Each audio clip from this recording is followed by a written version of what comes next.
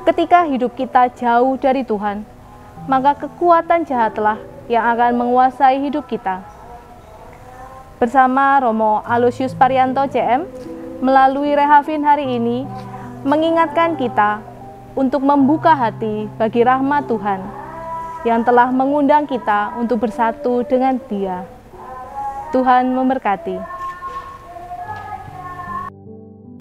Saudari-saudara, para sahabat Vincenzian yang terkasih, hari ini kita mendengarkan bacaan Injil Lukas bab 11 ayat 14 sampai dengan ayat 23. Pada suatu kali Yesus mengusir dari suatu setan yang membisukan. Ketika setan itu keluar, orang bisu itu dapat berkata-kata. Maka heranlah orang banyak. Tetapi ada di antara mereka yang berkata, ia mengusir setan dengan kuasa Beelzebul, penghulu setan. Ada pula yang meminta suatu tanda dari surga kepadanya untuk mencobai dia. Tetapi Yesus mengetahui pikiran mereka lalu berkata, setiap kerajaan yang terpecah-pecah pasti binasa, dan setiap rumah tangga yang terpecah-pecah pasti runtuh. Jikalau iblis itu juga terbagi-bagi dan melawan dirinya sendiri, bagaimanakah kerajaannya dapat bertahan? Sebab kamu berkata bahwa aku mengusir setan dengan kuasa Beelzebul. Jadi jika aku mengusir setan dengan kuasa Beelzebul, dengan kuasa apakah pengikut-pengikutmu mengusirnya? Sebab itu merekalah yang akan menjadi hakimu. Tetapi jika aku mengusir setan dengan kuasa Allah, maka sesungguhnya kerajaan Allah sudah datang kepadamu. Apabila seorang yang kuat dan yang lengkap bersenjata menjaga rumahnya sendiri, maka amanlah segala miliknya. Tetapi jika seorang yang lebih kuat daripadanya menyerang dan mengalahkannya, maka orang itu akan merampas perlengkapan senjata yang diandalkannya dan akan membagi-bagikan rampasannya. Siapa tidak bersama aku, ia melawan aku, dan siapa tidak mengumpulkan bersama aku, ia mencerai-beraikan. Demikianlah sabda Tuhan. Terpujilah Kristus.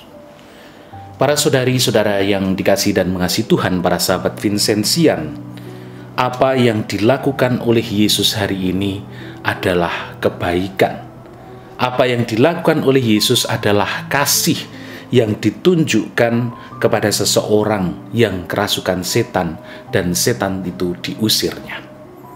Tetapi perbuatan baik, perbuatan kasih ini tidak selalu diterima baik oleh orang lain, juga oleh orang-orang yang bersama dengan Yesus hari ini, yang masih menganggap bahwa apa yang dilakukan Yesus, kebaikan yang dilakukan oleh Yesus itu dilakukan atas nama Beelzebul, sang penghulu setan.